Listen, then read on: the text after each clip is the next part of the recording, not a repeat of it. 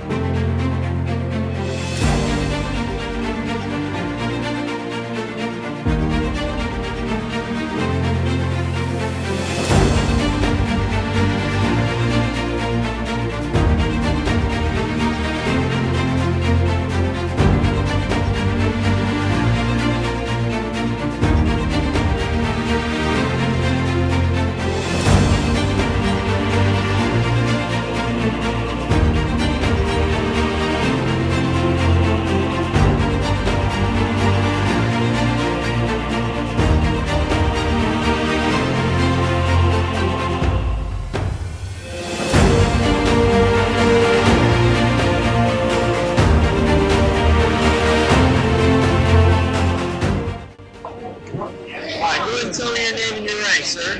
Nick Hamilton. In Vietnam, I was a Lieutenant JG at Ensign, and I retired as a Navy captain. 5 years ago, in 2 days from now, on April 7, 1970, I was on my 206th mission. I was shot down over Laos. Wow. I was picked up within an hour and a half, and that's my story. Perfect. Well, we're glad you're here. You decided for this trip? Great trip. So Perfect. Well, we'll see you then. Perfect. Thank you.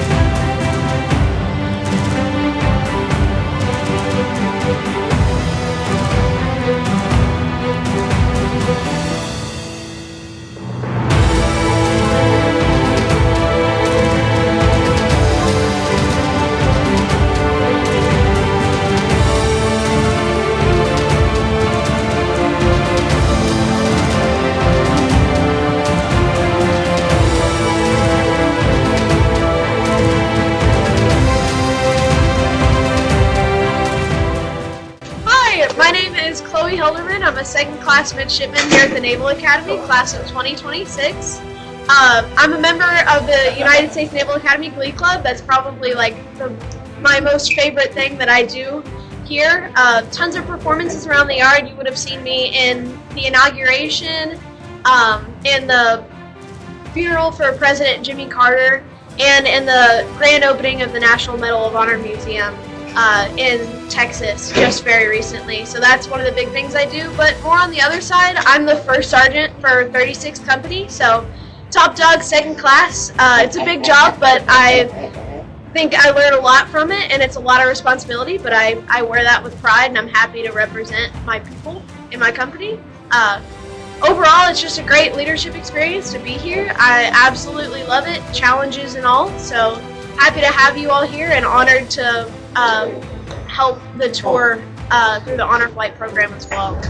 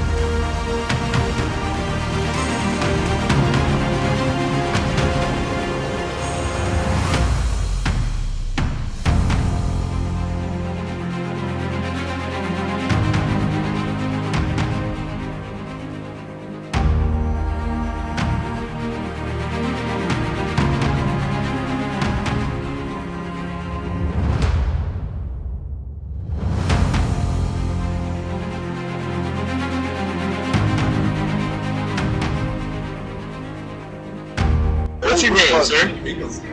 My name's Frank. It's good to meet you, Frank. You got any stories and how long you served? I'm having trouble hearing you. Yeah, how many years did you serve? And where did you serve? 30 years. Wow, wow. Okay, yeah. You got any major stories you'd like to share or show or tell? Well, one of the interesting things that happened on this trip Yeah. was that I met a guy here who was in the same unit I was in Vietnam in 1970. Okay. And he happened to be there at the same time I was, and we met here on this trip. Wow. So that was pretty interesting. That's awesome. That's awesome. Good memories, it sounds like. You excited about this trip? Sorry? You excited about this trip? Oh, yes. Yeah? Oh, yeah. You and your family have done a great job on this. I appreciate it. I appreciate it. Well, we hope you enjoy everything. It was good meeting you. Yeah, same here. Yes, sir. Thank you.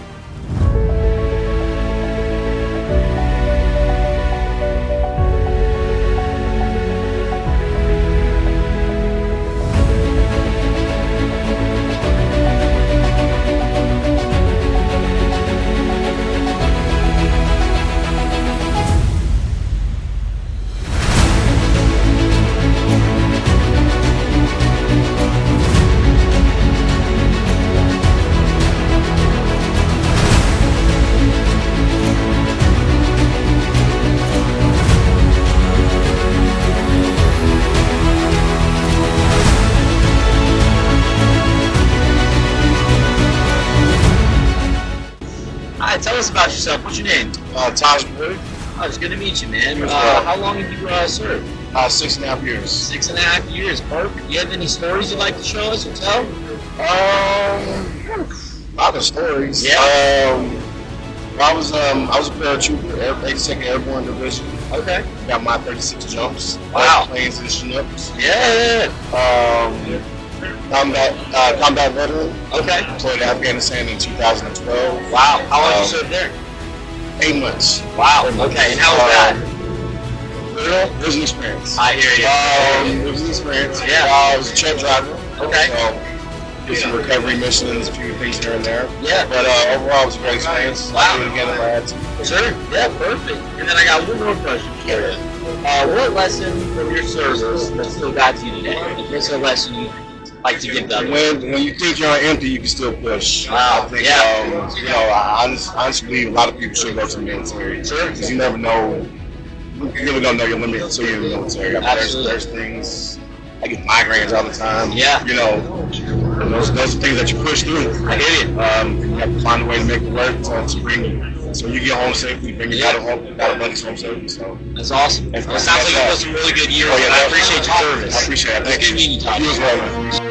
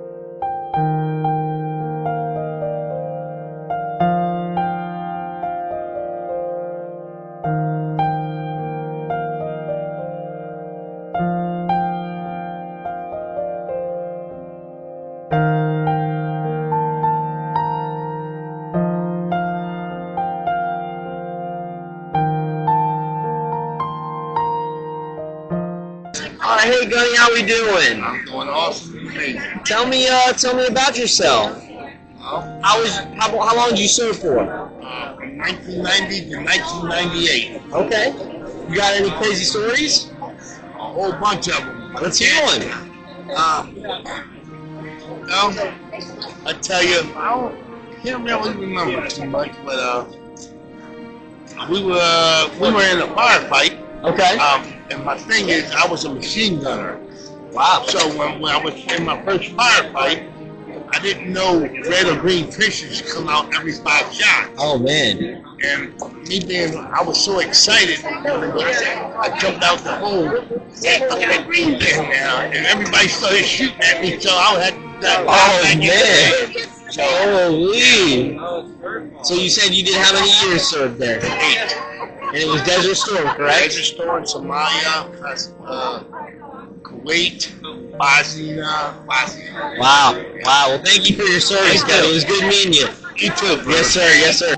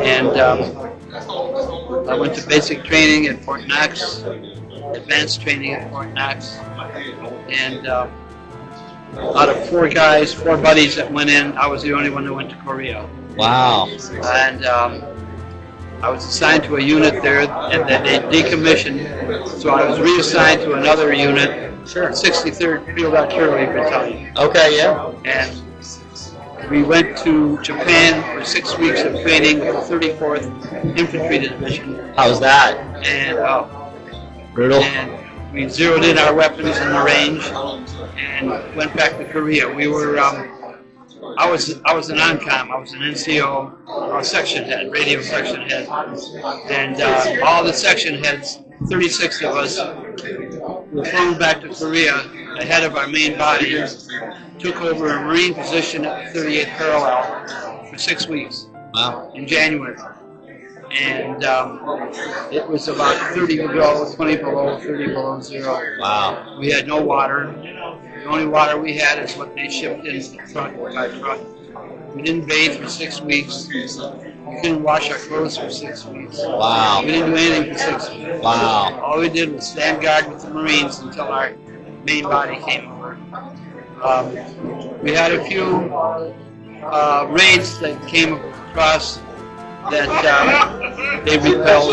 Sure. But other than that, I was fortunate. One night I was on point guard duty, and I heard a machine gun go off outside the camp, and I hit the ground and put out there was a bulb. I hit the bulb with my rifle, hit the ground, and laid there for about a half an hour. And nothing happened. Wow. So I was fortunate. Wow. Sounds so like it.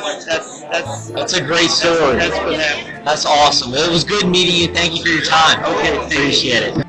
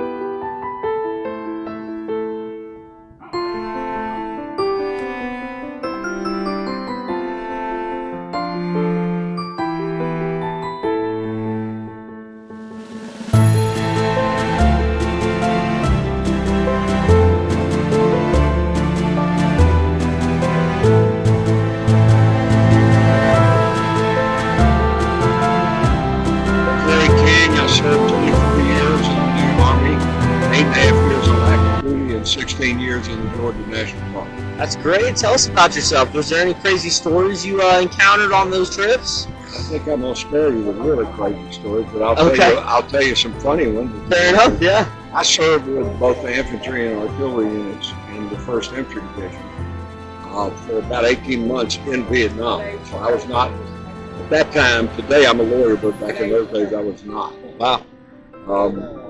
And it was very difficult. I was there in 67 and 68. Yeah. And it was during the time of the Tet Offensive of 1968. And I'll just say that we fought so many battles that I couldn't even probably recall all the locations.